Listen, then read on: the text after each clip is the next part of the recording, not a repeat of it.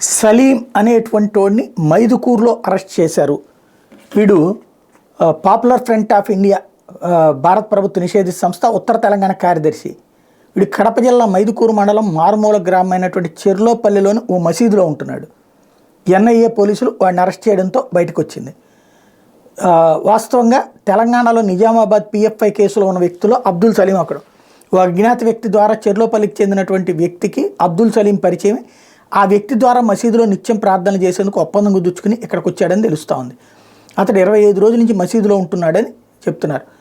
పేరు తెలియదని, పగలు బయట తిరగడం కనిపించలేదని, రాత్రిపూట మాత్రం 4-5 సార్లు తిరిగాడని స్థానికులు చెప్తున్నారు.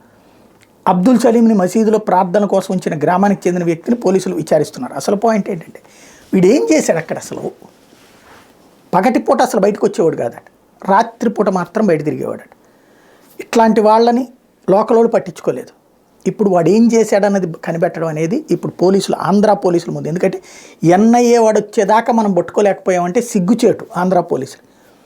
ఆ కనీసం ఇప్పుడైనా సీరియస్ ఎఫర్ట్ పెట్టి వాడి కథ ఏంటి, వాడు ఎవరెవరిని కలిశాడు ఏంటి అనేది తేల్చకపోతే కనుక ఇది అత్యంత ప్రమాదం.